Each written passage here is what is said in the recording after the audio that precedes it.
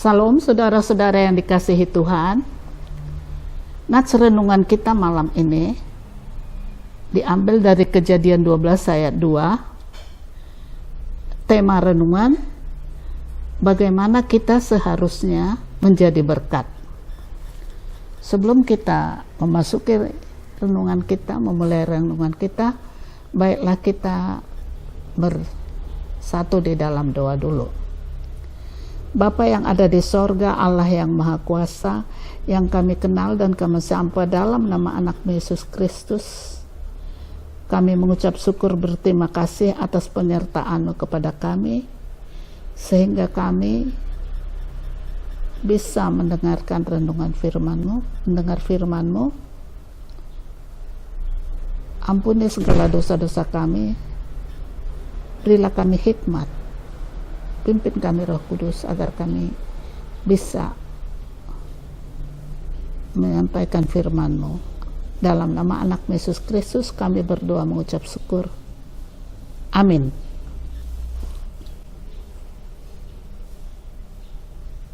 Saudara-saudara yang terkasih di dalam Yesus Kristus,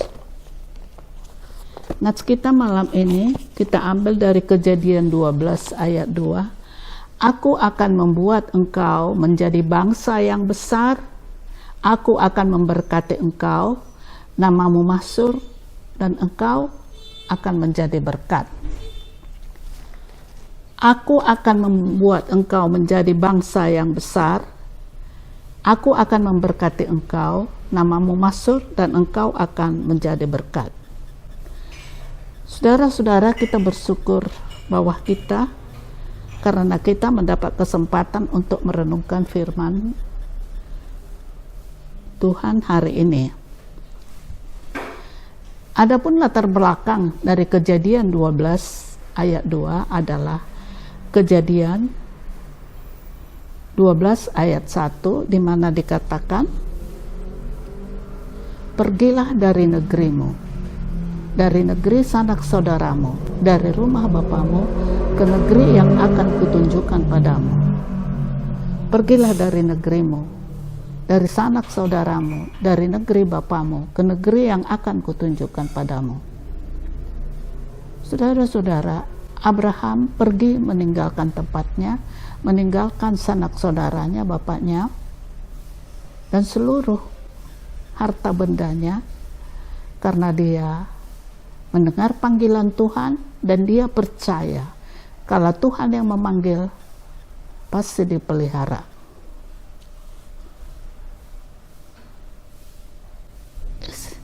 Dikatakan, aku akan membuat engkau menjadi bangsa yang besar, namamu masyhur, aku akan memberkati engkau, namamu masyhur, dan engkau akan menjadi berkat. Perintah Tuhan kepada Abraham agar dia meninggalkan negerinya, dan janji Tuhan kepadanya, dia akan menjadi berkat.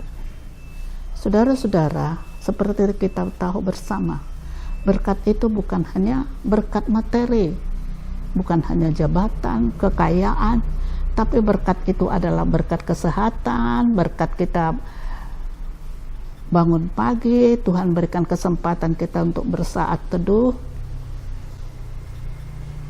dan Tuhan juga mengampuni segala dosa-dosa kita. Dia telah mati di kayu salib untuk melepaskan kita dari dosa-dosa kita.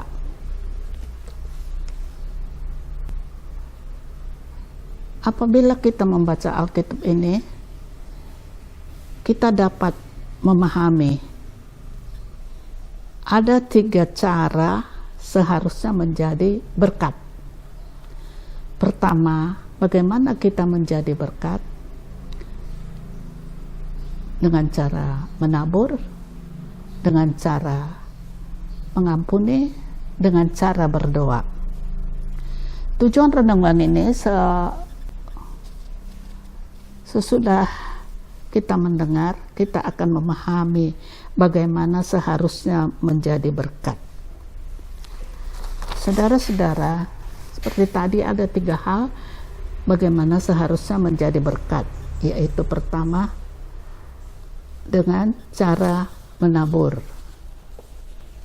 Dengan cara menabur, kita baca Korintus 9, 6 sampai 8.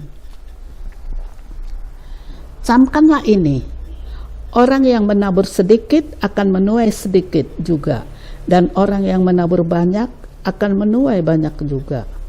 Hendaklah masing-masing memberikan menurut kerelaan hatinya. Jangan sedih hati atau terpaksa, karena Allah akan mengasihi orang yang memberi dengan sukacita, dan Allah sanggup melimpahkan segala kasih karunia kepada kamu, supaya kamu senantiasa berkecukupan di dalam segala sesuatu, dan malah berkelebihan dalam berbagai kebajikan. Saudara-saudara, dikatakan di sini, orang yang sedikit menabur akan menuai sedikit, orang yang banyak menabur akan menuai banyak. Sering dalam kehidupan kita sehari-hari, kita selalu berdoa kepada Tuhan, berkatilah kami ya Tuhan, padahal Tuhan menginginkan supaya kita mengikut perintah-perintahnya. Sering kita bilang berkatilah kami Tuhan, tapi sering sekali kita kurang semangat bekerja, enggan berdoa, enggan bersaat teduh, enggan membaca Alkitab. Tapi kita selalu minta diberkati, padahal orang yang menuai banyak, orang yang menabur banyak akan menuai banyak juga. Jadi kita di sini harus menabur banyak. Saudara-saudara, kita lihat juga di Lukas 21, 1 sampai 4. Ketika Yesus mengangkat kepalanya, seorang janda melihat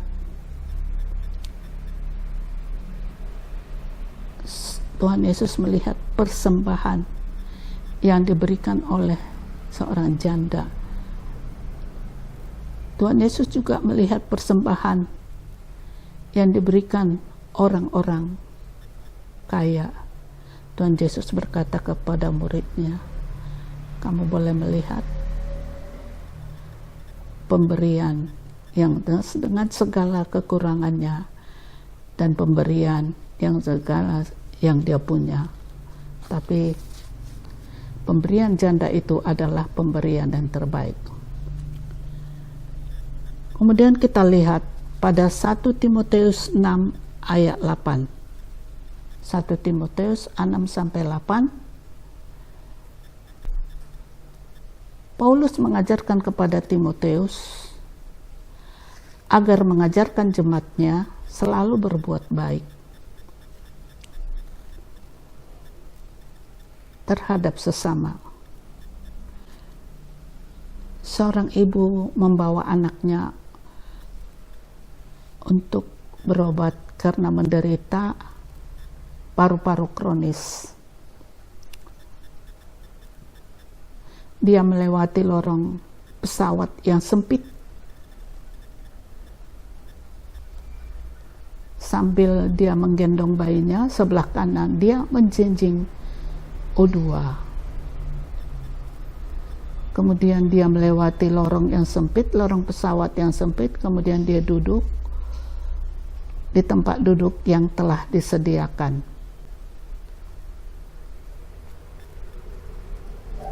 Tiba-tiba seorang pramugari datang kepadanya. Ibu, seorang penumpang kelas 1 akan bertukar tempat duduk dengan ibu.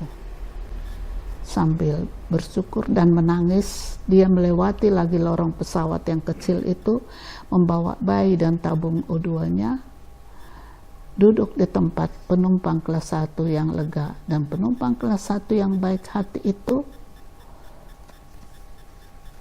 duduk di tempat ibu tersebut. Selain dikatakan Paulus kepada Timoteus agar mengajarkan jemaatnya untuk berbuat baik, kaya dalam kebajikan, dan selalu berbagi dan memberi. Saudara-saudara yang terkasih, kemudian kita masuk lagi kepada yang kedua, yaitu dengan cara mengampuni. Dengan cara mengampuni, Tuhan Yesus berfirman kepada murid-muridnya,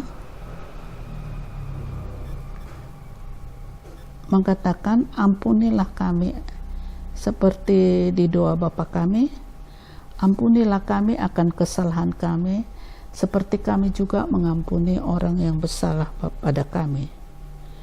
Doa Bapa kami mengharapkan pengampunan Allah atas dosa-dosa kita.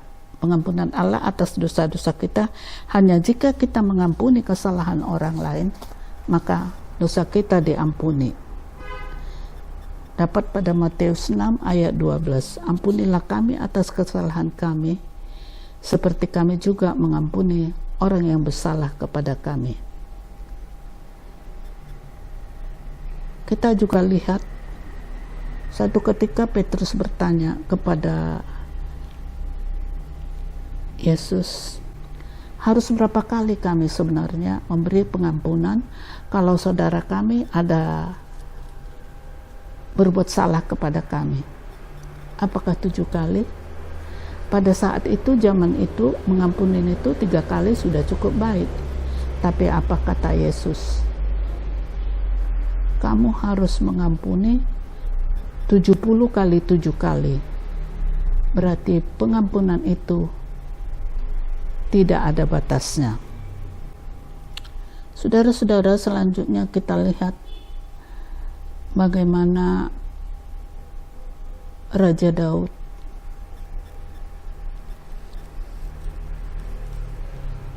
dia selalu dikejar-kejar Raja Saul, mau dibunuh. Dia marah kepada Daud. Dia mau membunuh Daud sampai dia mengejar kemanapun. Tetapi itu kita lihat di 1 Samuel 24 ayat 7. Tetapi Daud tidak mau membunuh Saul. Dia mempunyai 2 kesempatan untuk membunuh Saul, tapi dia tidak membunuh karena dia tahu bahwa Saul adalah raja yang diurapi Tuhan. Selanjutnya, bagaimana kita menjadi berkat? Bagaimana kita seharusnya menjadi berkat? Yaitu dengan cara mendoakan. Yakobus 15 ayat 16. Pada Yakobus 15 ayat 16,